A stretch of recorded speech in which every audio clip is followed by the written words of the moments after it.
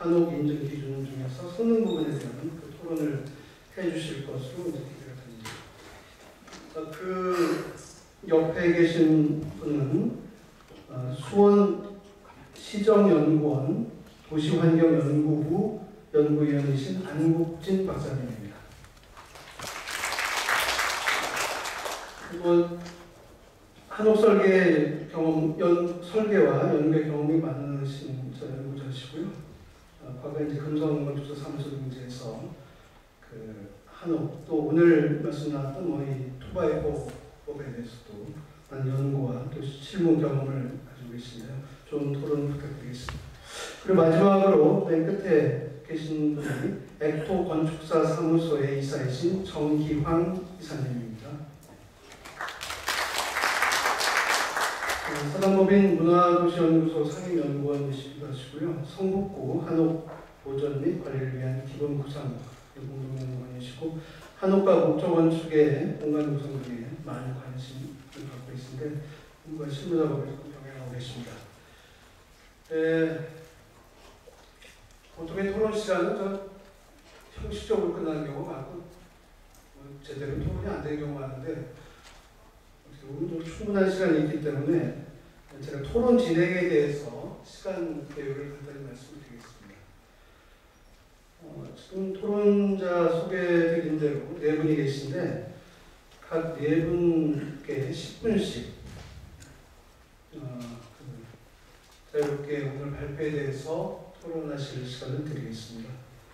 그리고 이어진 30분 동안은 발표자께서 반론이나 추가 설명 하실 시간을 각 10분씩 드리겠습니다. 그리고 이제 다시 한 20분 동안 종합적으로 추가 토론을 하고요. 나머지 30분이 남았는데 이 시간에 여기 계시면 다 말씀하셔도 될 것 같습니다. 객석에서 참여하신 분들이 같이 토론하시고 질의응답하시는 시간을 하겠습니다. 참고로 오늘 발표하신 최규철 본부장께서는 다음 일정 때문에 5시까지만 여기 계실 수 있다고 합니다. 혹시 최규철 본부장님께 특정해서 질문하실 게 있으면 그것도 예외적으로 미리 토론이 되도록 하겠습니다. 오늘 그 발표는 제가 특별히 다시 요약하지 않겠습니다만 저로서는 이제 드는 인상이 한옥이 상당히 진화하고 있다. 한옥이 진화하는 건 아니고 한옥을 연구하고 하는 사람이 진화하는 것 같아요. 그래서 이렇게 짧은 시간인데도 그 양적인 문제, 벌써 질적인 문제를 이렇게 이행해가고 있는 것을 알 수가 있습니다. 그리고 사실 이렇게 온 사회가 특정 건축 유형의 그 발전과 진화를 위해서 이렇게 함께 노력하는 경우는 아마 세계 역사상 없지 않을까 그런 생각이 듭니다. 아주 특별한 지금 특이한 그런 상황이 있다고 볼 수 있는데요. 그러면서 이 한옥 포럼의 수준도 점점 높아져가지고 사실 오늘 내용은 어떻게 보면 굉장히 어려운 내용인데 그럼에도 불구하고 이렇게 많은 분들이 돌아가지 않으시고 이렇게 나오고 있다는 것도 좀 특이한 그 현상 같은 겁니다. 좀 좋은 것이 많이 나왔는데 오늘 한옥의 정의를 질적으로 새로 내린다든지 품질의 문제, 또 성능, 자재 이런 말씀이 주로 나왔습니다. 그래서 일단 여러분께서는 그 발표 내용을 좀 상기하시고요. 오늘 제가 소개해드린 그 순서로 10분씩 토론을 하실 수 있는 시간을 드리겠습니다. 가장 먼저 우리 김정희 과장님께 좀 부탁을 드리겠습니다. 제가 오늘 이 자리에 초대된 건 한옥에 관련된 이렇게 많은 의견들이 있고 하니 이런 것들을 참고를 해서 정책을 입안했으면 좋겠다 하는 그런 취지로 아마 저희가 계속 참여를 하고 있습니다. 근데 제가 오늘 그 주제를 보면서 그게 좀 저희 입장에서 보면 관심이 가는 주제였습니다.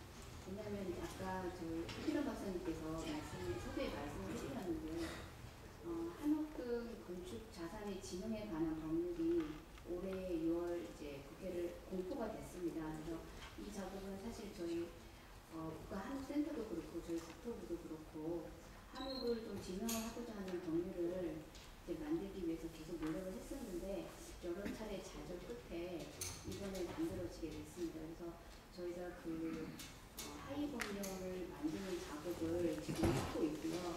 그래서 이게 이제 내년 1월 이제 법이 시행될 즈음에는 이제 하나의 법 체계를 갖추게 됩니다. 근데 그 법의 주요 내용 중에 한 파트가 이제 새로운 저희 이제 미래의 건축 자산으로서 한옥을 어떻게 활성화할 거냐라는 파트가 있는데요. 이제 국토부의 정책 방향은 기본적으로 그러니까 한옥을 일반 짓고자 하는 사람들이 쉽게 한옥을 지을 수 있도록 이 기반을 마련하는 데 있습니다. 그래서 관련해서 이제 저희가 한옥 짓는 거하고 지금 현재 건축법상 건축 기준하고 맞지 않는 부분이 있다면 그런 부분들에 대해서 특례를 둬서 일정 부분 한옥에 맞는 한옥의 건축 양식에 맞는 그런 건축 기준을 만들려는 작업을 지금 하고 있는데요.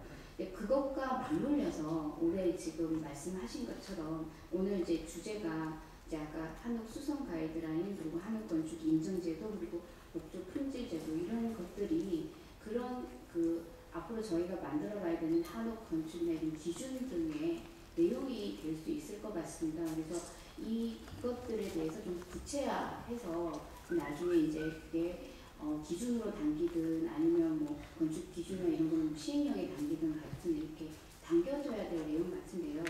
이제 그것과 관련해서 제가 좀 궁금한 게 있어서 좀 여쭤보고 싶습니다. 그래서 그러니까 지금 그러니까 저희가 한옥을 정책을 하면서 가장 어려운 부분이 이제 한옥의 정의라든지 어디까지를 한옥으로 볼 것이냐.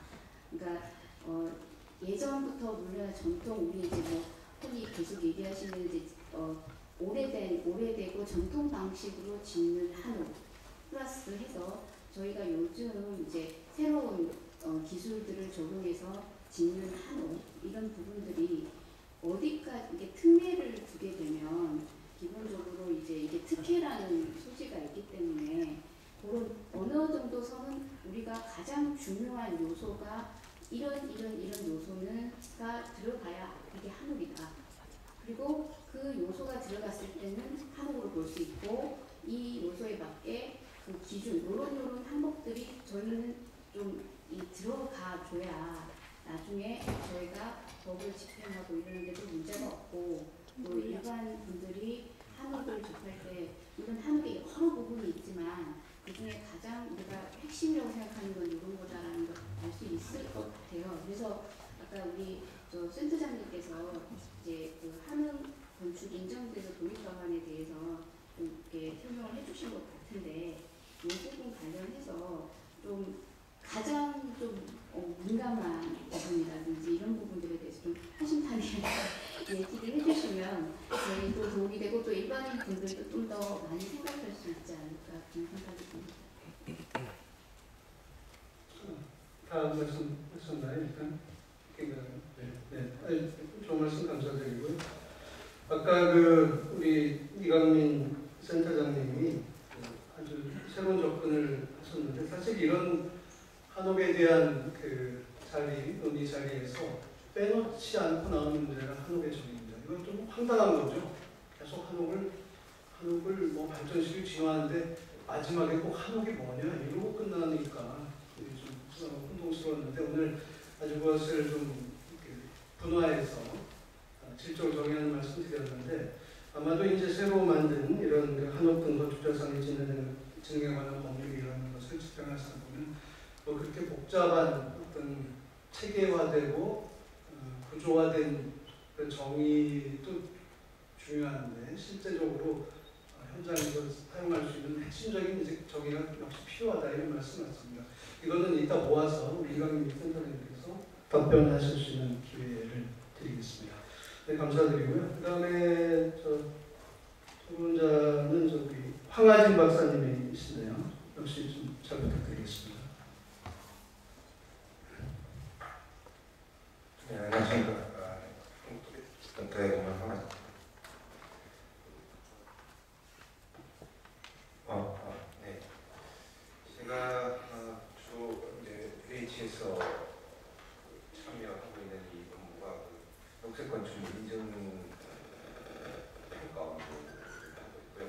에너지 분야 쪽 일을 하고 있고, 그리고 건물 에너지 효율 등급을 평가하고 있습니다. 뭐 건물 단열 경로라든지.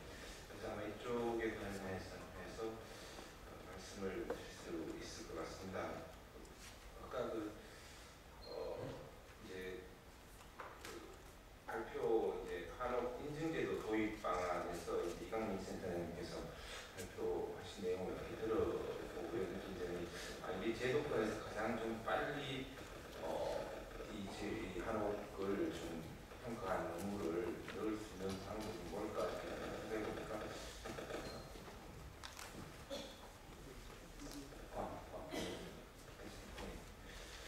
지금 녹색 건축물 인증제도의 여러 가지 물론 검토를 하셨습니다만 건물의 용도가 주거, 공동주택, 학교, 여러 가지 업무용 건물 있는데요. 거기에 이러한 인증 지표를 가지고 별도의 이제 대점 항목을 해서 이제 한옥에 대한 인증 제도를 같이 편입을 시키고 그렇게 돼서 이제 경우에 이제 효율등급하고 물려가지고 제품을 내서 을 받을 수 있지 않을까 생각이 듭니다. 그런 생각 잠깐 해봤고요. 그리고 근데 또 한 가지 조금 제가 또 이 인증제도 도입돼서 문제점이라고 좀 생각이 드는 게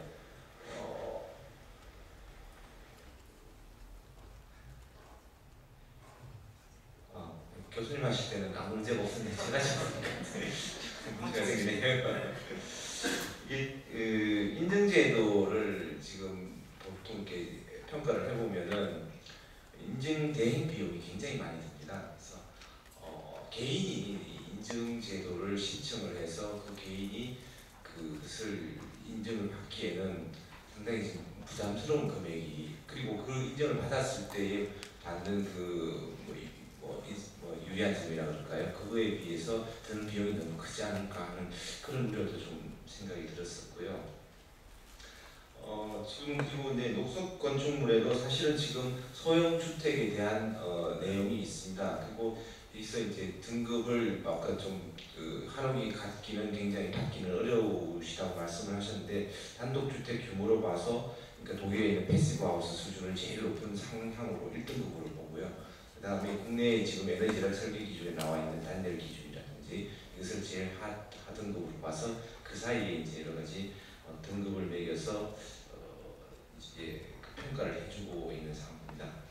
그 외에도 이제 또 주택성 건물 한옥의 에너지 성능을 평가하는 방법은 또 이 말고도 에너지 효율 등급에서도 사실은 평가가 가능합니다.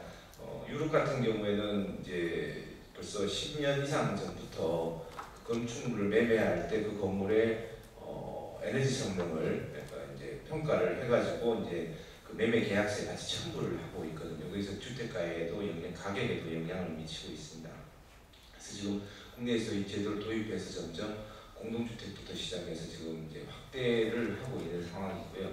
추후에는 이제 아마 단독주택까지 모두 다 확대가 되리라고 생각이 됩니다. 그래서 이러한 단열 부분을 좀 지금은 좀 힘든다는 말씀을 하셨는데, 사실 한옥 부분에서도 성능을 향상시킬 수 있는 여지가 많다고 생각이 듭니다. 단독주택 같은 경우에는 크게 그 성능 향상을 위해서 적용 가능한 부분들이 많지는 않습니다.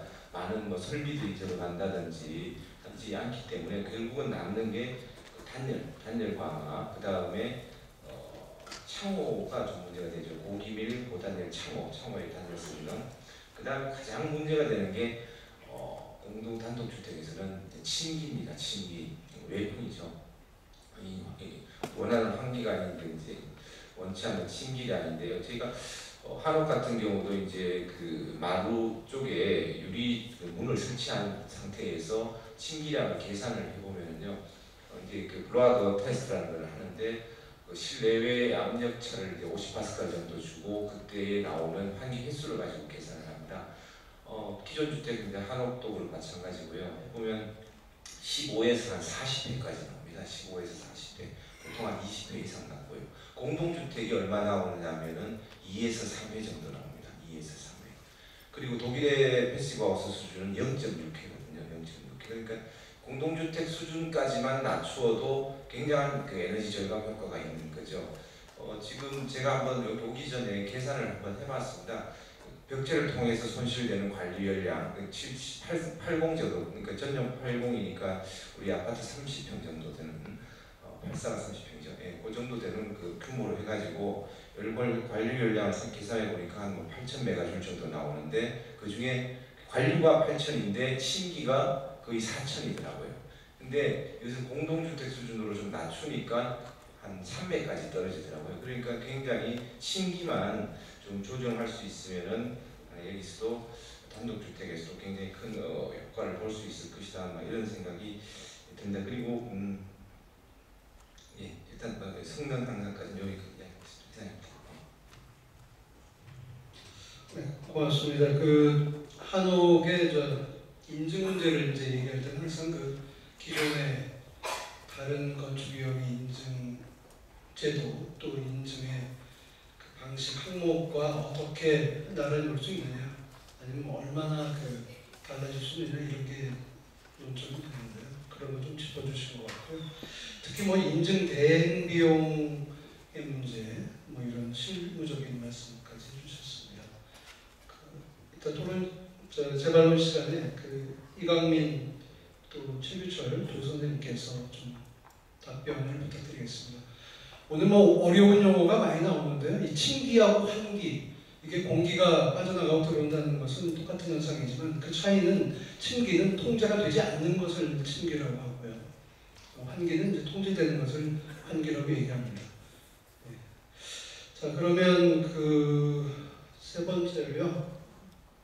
우리 안국진 박사님께 토론 말씀 부탁드리겠습니다. 예, 안국진입니다. 오늘 그 세 분 그 발표를 잘 들었습니다. 그 이기봉 팀장님께서 서울시의 그 가이드라인에 대해서 좀 잘 들었는데요. 저희 수원시 같은 경우도 올해 3월에 법이 개정이 됐습니다. 지금 현재는 신축을 했을 때 한국에 최대 1억 5천까지 지원을 해주고요. 네, 수선을 했을 때는 1억 1천만 원까지 이제 지원되는 걸로 지금 법이 저희 조례를 개정을 했습니다. 하지만 문제가 지금 그 보험 금액이 올라갔지만 실질적으로 건축 허가와 그 지원금과의 그 관계에서 도시에 굉장히 밀도 있는 그 땅에서 건축 한계선이나 그런 걸 지었을 때 그런 걸 따지고 건축 행위를 하려고 할 때 실질적으로 한옥이 들어갈 수 있는 부지 면적은 굉장히 협소하다는 것입니다. 그래서 또한 그 여러 그 설계자들이나 이렇게 와서 이렇게 문의도 하고 그러는데 어떠한 가이드라인이나 어떠한 그 기준 없이 하다 보니 다들 모르고 있는 상황들이 되게 많더라고요. 실질적으로 설계를 예쁘게 해온다고 하더라도 한옥심의위원회에서 통과가 되지 않거나 또 그래서 대폭 수정을 하게 되면 또 다른 업무가 또 생기게 되고 그래서 지금 서울의 지금 수선 가이드라인이라고 했는데 이것도 저희가 잘 참고를 해서 수원에도 가이드라인을 잘 만들도록 해보도록 하겠습니다. 그리고 저는 이제 오늘 그 말 자체가 수선 가이드라인인데요. 저는 이 가이드라인을 그 한옥 설계를 하거나 이제 한옥 심의위원회를 들어갈 때 어떤 설계 반칙이나 이런 것들이 잘 모르기 때문에 어떤 가이드라인을 제시하는 게 하나 있을 수 있겠고요. 또 하나는 이제 수선 그 말대로 집을 살다가 어떠한 자기가 집을 고치고 싶을 때 어디 부위가 어떻게 하자고 어떻게 점검을 해야 되는지 그에 대한 또 가이드라인이 있을 수 있을 것 같습니다. 그건 이제 나중에 그 신축에서의 1억 5천을 저희 수원시에서 준다고 했는데 수원이 신축에 있을 때 그 보조금이 아니라 그 대수선할 때 1억 1천만 원까지 주는데 1억 1천만 원까지의 금액을 넣기 위해서는 어떠한 가이드라인이 또 필요하지 않겠는가라는 또 생각이 들어요. 그래서 신축 일대와 그 개보수 일대의 가이드라인을 약간 양분화시켜서 그 책자를 만들어 놓으면은 또 설계자나 건축주가 더 유용하게 또 활용하고 볼 수 있지 않을까 하는 생각이 들어봅니다.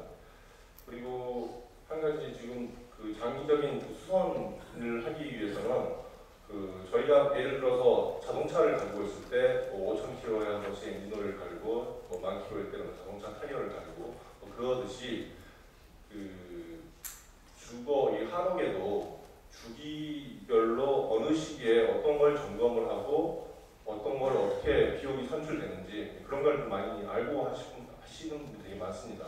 그래서 그 정기적으로 좀 장기 수선을 좀 계획을 좀 수립을 해서 예를 들어서 건축에서 이제 방수, 뭐 지붕 방수라든지 바닥 방수 또는 외적 도장이라든지 뭐 창호를 교체를 할 때 어떤 주기로 가는지 대략 뭐 15년을 보고 있습니다만 그게 어느 주기에 들어가고 또 설비는 가스 배관선이라든지 배수 라인들이 뭐 30년에 한 번씩 바꾼다거나 그러긴 하고 있습니다만 그런 주기조차도 사람들이 잘 모르고 있다는 것입니다.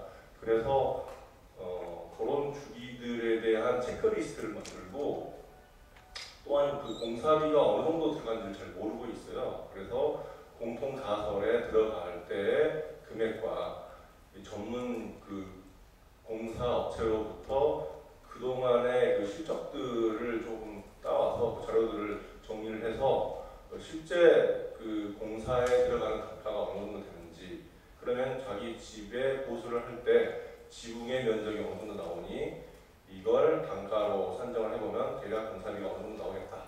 그런 게 좀 판정이 가능할 거라고 생각이 들어요. 그래서 자가 진단을 할 수 있는 실질적인 가이드라인이 좀 더 효율적으로 되지 않겠는가라는 생각이 들어봅니다. 그래서 이제 그 어느 정도 자기가 진단을 해서 수량이 나오면 단가를 태워서 공사비가 나오고 거기에 이제 재경비를 태워서 대략 이제 계산이 가능할 수 있는 그런 가이드라인이 좀 더 효과적이지 않을까라는 생각을 해보고요. 그리고 두 번째로 그 100년 주택을 향한 목조주택 품질 인증제라고 지금 2x4에 대해서 말씀을 해주셨습니다. 근데 2x4는 국내뿐만 아니라 타 2x4를 쓰고 있는 국가에도 인증을 다 받고 있는 상황입니다. 그건 사실 이제 북미의 굉장히 정치적인 그거에 의해서 인증을 다 받고 있는 상황이고요. 물론 이제 코피나 AFP에 의해서 인증하고 있는 옥제를 그대로 사용했을 경우에는 어떠한 그 시험이나 뭐 그런 거 없이 다 인증을 하고 사용을 하고 있어요. 그래서 이웃의 일본의 같은 경우만 보더라도 우리는 지금 2x4에 대해서는 목조에서 인정을 해주고 있습니다만 어떠한 저희들의 한옥에 대한 규격화된 모듈러의 어떤 그 기둥 치수라든지 그런 게 나와 있지 않은 상황입니다. 예를 들어 일본의 그 제레 추조법이라고 해서 105 곱하기 105 그리고 각주에는 120을 쓰고 있습니다. 일본 같은 경우에. 그래서 거기에 그런 목재를 사용하고 있고 그다음에 38합판이나 36합판을 쓰고 있는 거에 대해 그런 모듈을 사용하고 있는 거에 대해서는 그 구조 계산 없이 바로 인허가를 해주는 그런 상황이 있죠. 그래서 굉장히 인허가 절차가 간편하고 도면량이 많이 줄어듭니다. 실무자에서는 단 며칠 만에 뚝딱 도면이 나올 수가 있고 바로 공사가 가능한 시스템은 되어 있어요. 근데 우리는 실질적으로 현재 그렇지 못하고 있는 상황이죠. 그래서 앞으로 계속 한옥이 많이 언급이 된다면 재래 한옥 또한 새로운 모듈러가 생성이 돼야 되지 않을까라는 생각을 해봅니다. 그러기 위해서는 어떤 이번에 뭐 105에 105, 120에 150이라고 한다면 우리는 뭐 150이나 180가게 각재의 어떤 기둥의 모듈러가 또 38합판을 쓴다거나 그런 것에 대해서는 구조 계산 없이 바로 지을 수 있는 그런 편리한 시스템이 앞으로 가야 되지 않을까라는 생각을 좀 해보고요. 그 다음에 이제 이강인 센터장님께서 발표해주신 인증제도 이건 참 재미있고 또 어찌 보면은 그 일본 같은 경우도 이렇게 뭐 품질 그 촉진법이라고 지금 주택 그 품질 확보 촉진법이 2000년도에 개정이 돼서 그거에 딸린 3가지 제도가 이제 형성이 됐는데 10년 이제 하자 보증 제도, 그다음에 이제 분쟁에 있어서 어떤 그 해결해주는 분쟁 그 처리 제도, 그다음에 이제 주택 성능 표시 제도 이제 이런 것들이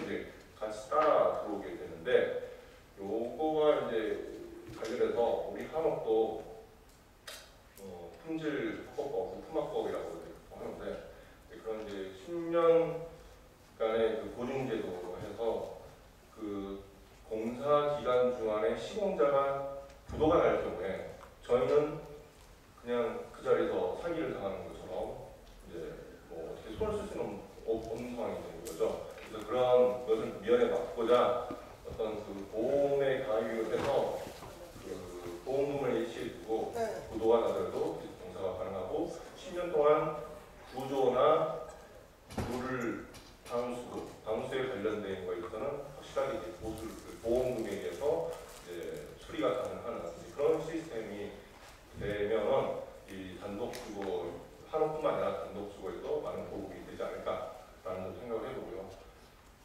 나머지 이제 또 뭐 분쟁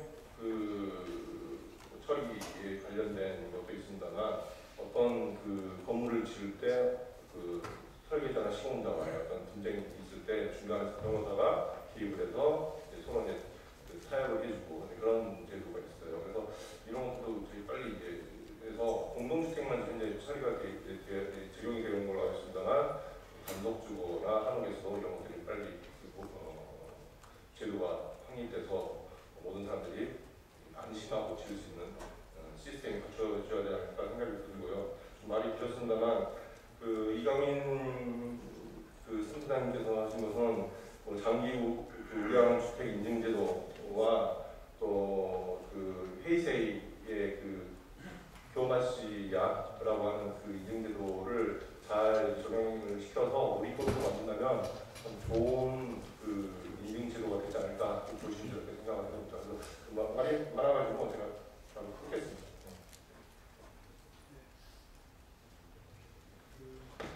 감사합니다. 오늘 토론자분들은 뭐 스스로 말을 끊으시고 원만하겠습니다.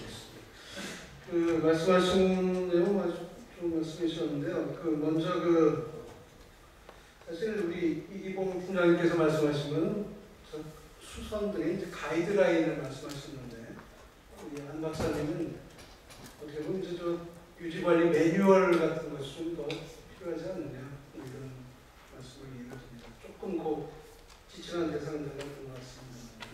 그래서 한번 생각해볼 수 있겠죠.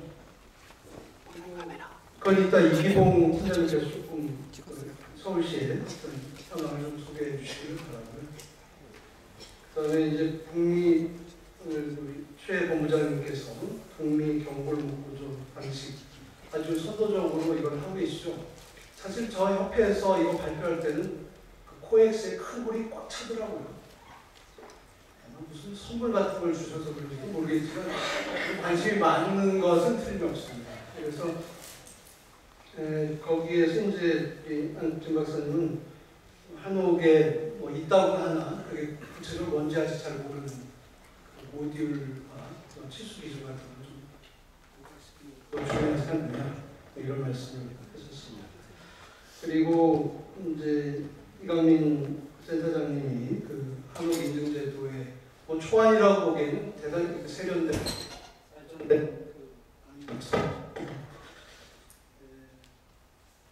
거기에 대해서도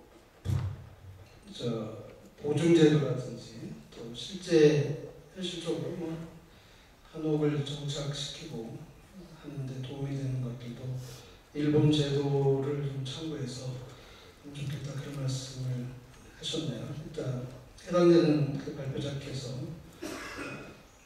발언 또는 추가 설명하실 수 있는 시간이 있겠습니다. 네, 그럼 마지막으로 그 정기환 이사님께 토론 말씀 부탁드리겠습니다. 네, 안녕하세요. 정기환입니다. 저는 다른 분들이 다 기관에서 나오신 분인데 저는 일단 현업의 그 설계를 주로 하고 있습니다. 그래서 주로 현장에서 보는 내용들을 주로 말씀드리도록 하겠습니다. 일단 그 이기봉 팀장님이 말씀해 주신 거에 대해서는 뭐 가이드라인이 충분히 좋고 그리고 그 내용상에서 물론 그 진짜 가이드라인 규제가 아닌 가이드라인이 되었으면 좋겠습니다.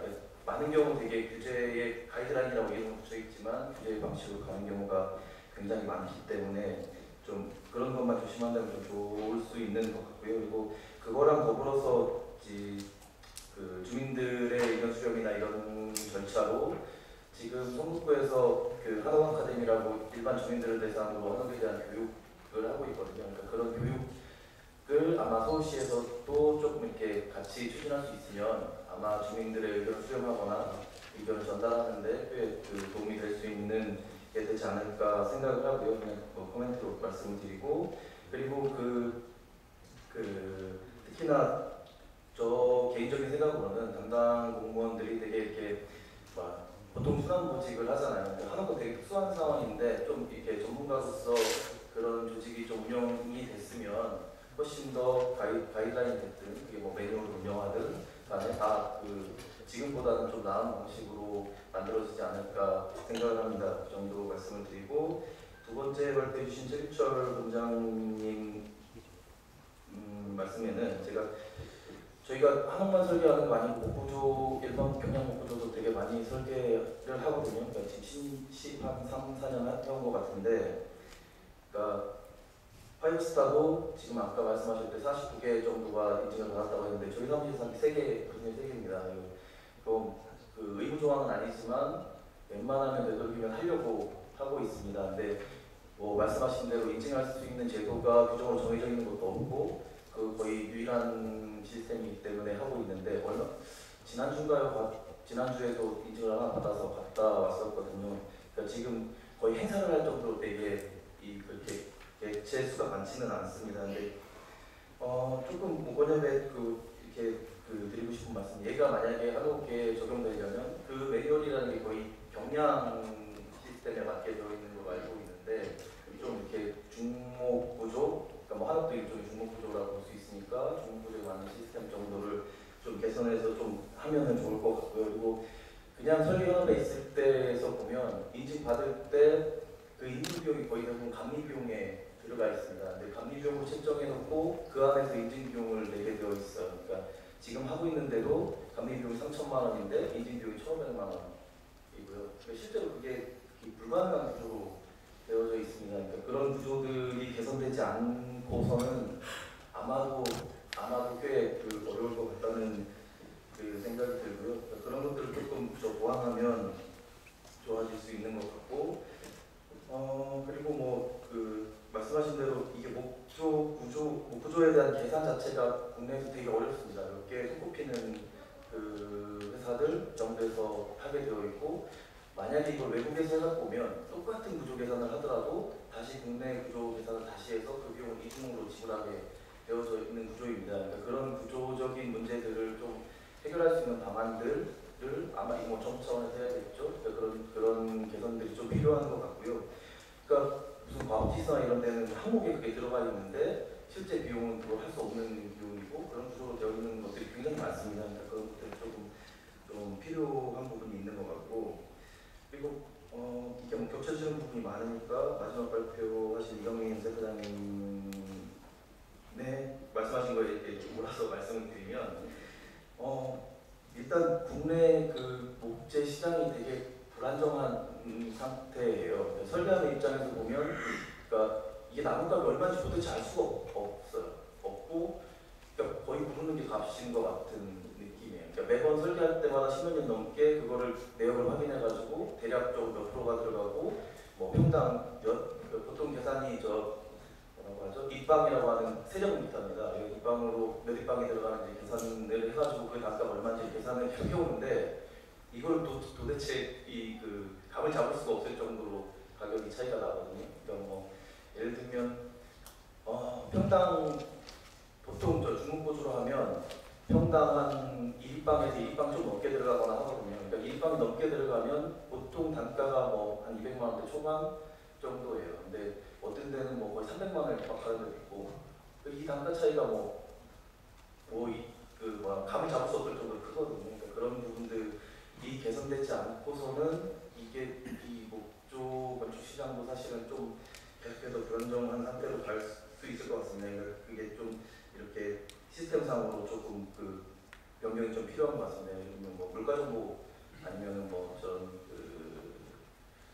조달청 같은 데에 단가 자체가 올라가 있지도 않고, 설계하는 입장에서는 도대체 이거를 찾을 수가 없는 게 있고, 그 다음에 다른 것들은 많이 말씀해 주셨으니까, 특히나 저는 목재 수종과 그 다음에 목재의 성능과 이거는 되게 필요한 것 같습니다. 아까 이영민 선생님이 발표하실 때 권장사항에 있었는데 저는 사항인 것 같습니다. 강행 목표 쪽에서 목표가 제일 중요한데 목표에 대한 기준이 필요한 것 같습니다. 예를 들면 한 번은 나무 수종에 육송이라고 써서 도면을 내보내고 감리도 하는데 나무를 가져왔는데 이게 그냥 보기에 레드파인인 거예요. 그러니까 레드파인과 특히나 저 유럽 쪽, 북유럽 쪽에서 나온 레드파인과 우리나라 육송이 구분하기 되게 힘들거든요. 거의 구분을 못합니다. 그러니까 일반인들이 구분할 수 없을 정도인데 그래가지고 계속 그거를 육송이라고 우겨서 그거를 저 사진가하고 이걸 의뢰를 보냈습니다. 그거 기둥 부재 되게 큰 부재로 온 걸 중간을 잘라서 다 이렇게 해가지고 보냈는데 온 결과가 판별할 수 없다. 네. 그러니까 이게 전문가들은 특히나 목수 되게 오래 하신 분들은 냄새로도 알고 그냥도 구분하더라고요. 근데 그런데 기관에 보내갖고 이걸 했는데 할 수 없다. 그냥 소나무인 거예요. 그러니까 이게 가격 차이가 엄청나게 나거든요. 근데 이거를 구분할 수 없는 정도로 되어 있고 그 다음에 함수율도 보통 저희가 구조적 문제가 있어서 일반 구조할 때 함수율 18%에 맞춰서 해달라고 보통 시방서에다 써놨습니다. 근데 물론 문화재 시방서 24% 이게 수가공할 때 그런 게 있으니까 뭐 24%도 그럴 수 있는데 그거를 보통 해보면 그러니까 잘라서 실험을 해보면 거의 대부분 50% 60%예요. 함수율. 그러니까 말도 안 되는 함수를 가지고 와서 그거를 제대로 건조해왔다고 얘기하는 경우 되게 많거든요. 그러니까 그거 자체가 나중에 활력이 생기거나 구조적 문제가 생기거나 예를 들면 이게 한국이 되게 특수하잖아요. 여기 뭐 상해 같은 데 생기는 데가 아예 뭐 한 1년 만에 날아가거나 하는 문제들이 생기거든요. 그러니까 그런 문제들이 저는 한국이든 이게 목구조든 제일 중요한 문제 중에 하나라고 생각합니다. 그러니까 그런 것들을 조금 개선할 필요가 있는 것 같고 시간이 좀 지난 것 같은데 좀 두 가지만 더 말씀드리면 최근에 왜 흰개비 문제가 되게 많잖아요. 얼마 전에 신문에도 나왔는데 2007년 조사할 때 조사 대상 건물의 7%가 흰개비 피해를 입었고 작년에 조사한 결과 12%였습니다. 그러니까 흰개비가 거의 저 강원도 북부까지 올라와 있는 상태라고 신문 기사에 그렇게 발표되어 있더라고요. 근데 흰개비가 아무것도 아니라고 생각하실 수도 있지만 저도 한국에 사는데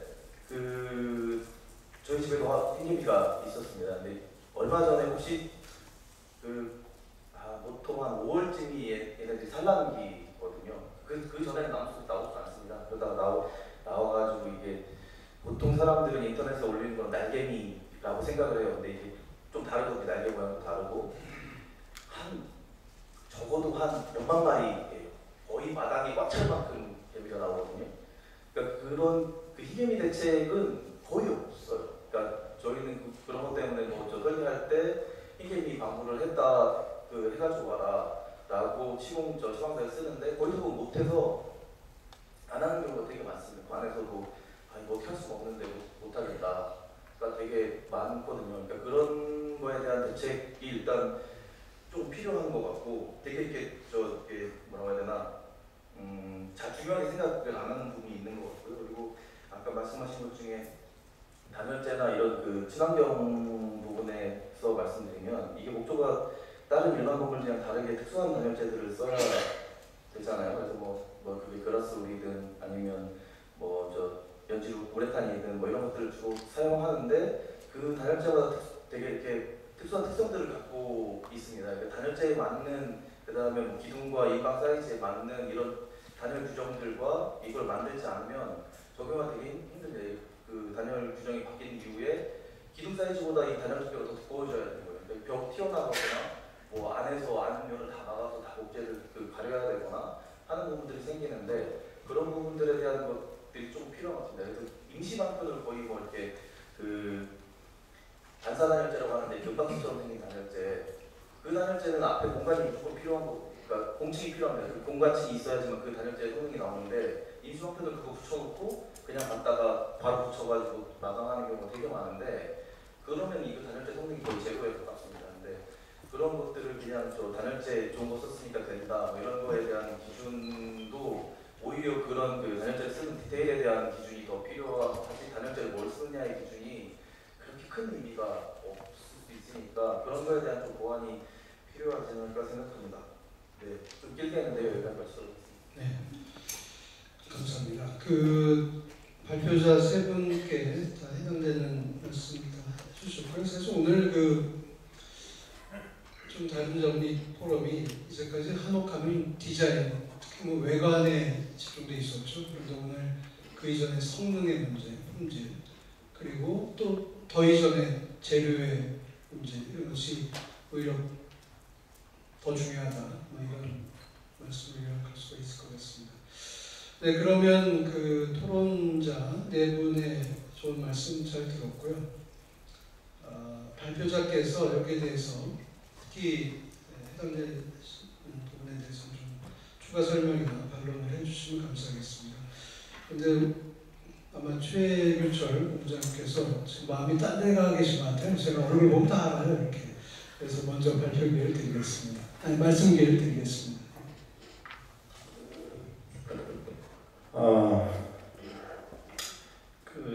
우선 인증 비용에 관해서 뭐 잠깐 착오가 있으신 것 같아요.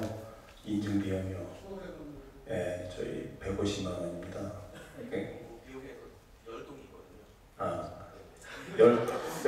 이거 먼저 정신 바짝 차려야 되겠습니다. 1,500만 원이 한 동이 아니고 10동이 이런 상황. 예, 그렇습니다. 한 동에 저희는 아직 그렇게 면적으로 산정을 하지 않고요. 규모가 크든 작든 그냥 그 한 채당 150만 원씩 이렇게 하고 있습니다. 그래서 10동이라고 말씀해 주셨으면 제가 금방 이해를 했을 텐데요. 네, 그렇습니다. 그러시고 이제 그 저희 협회에서 진행하는 이 품질 인증의 기준이 있습니다. 아까 제가 발표할 때 보여드렸는데요.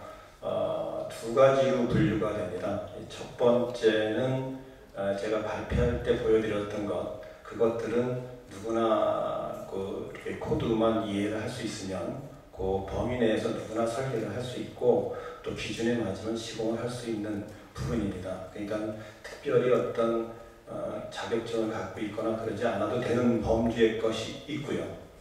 그 범위를 벗어나게 되면 일반인이 할 수 없는 부분이기 때문에 구조 계산을 하시는 전문가들에게 부분적으로 또는 전체를 의뢰해야 되는 그런 두 가지로 나누어져 있습니다. 제가 발표해 드렸던 것은 구조 계산을 하지 않고도 가능한 부분의 것들이죠. 물론 짧은 시간에 보여드렸기 때문에 그 매뉴얼 전반적으로 이제 설명하는 그런 자리가 아니었기 때문에요. 어떠한 것들이 그렇게 이제 일반인들이 할 수 있다라고 하는 것을 보여드릴 수는 없었지만 제가 발표한 것들은 대략 그렇습니다. 그리고 이제 중목 구조의 부분은 이제 저희가 시행하고 있는 이 경골목 구조는 2x4 이제 그게 이제 자꾸 용어를 그렇게 쓰는데 대략 단면이 38mm에서 90mm 정도 또는 38mm에서 140 그 다음에 그 이상 되는 것들을 가지고 벽이나 바닥이나 지붕 이렇게 만들어가는 것입니다. 그래서 중목 구조하고는 달리 이제 벽식 공법이라고 얘기를 할 수 있죠. 그리고 이 중목 구조라고 하는 것은 그런 벽식 구조가 아니라 한옥하고 비슷하게 기둥과 보로 이루어져서 그 건물을 만들게 되는 건데요. 사실 그 표준화 작업을 할 수는 있습니다. 어떤 주택이라고 하는 것이 일정한 경관이 이하로 되기 때문에 그게 가능은 한데 아쉽게도 저희가 그것을 연구하고 그런 모듈화를 만들어내려면 상당한 시간과 비용이 들어가죠. 뭐 시간은 그렇게 많이 들어갈 것 같지는 않습니다. 비용이 좀 많이 들어갈 것 같아요. 그래서 현실적으로 그것을 하기가 좀 어렵고 아마 많은 시간이 가야 될 것 같고요.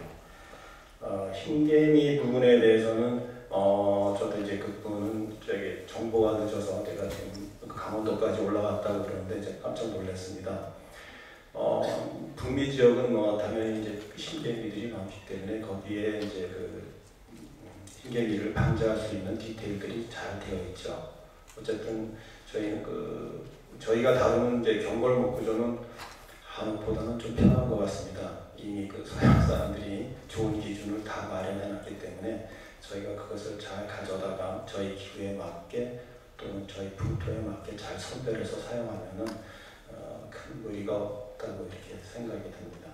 흰개미 부분은 굉장히 중요한 부분이기 때문에 좀 더 저희가 보완을 해야 될 것 같고요. 또 매뉴얼에 추가해서 이게 공사 비용이 이제 추가되긴 하겠지만 아주 시급하게 저희 협회에서 논의를 하고 적용을 해야 될 것 같습니다. 예. 다른 네, 그러면 네, 감사드리고요. 흰개미 문제는 지금 지구 온난화가 되고 해서 좀 북상하고 있고요. 되게 이 목재의 습도하고 밀접한 관계가 있습니다. 흰개미의 피해는 나중에 말씀드릴 게 있을 것 같습니다. 그나저나 우리 최규철 본부장님께 혹시 이 객석에서 질문이나 하실 말씀이 있으시면 기회를 좀 드릴까 합니다. 아마 곧 자리를 떠나셔야 될 것 같네요.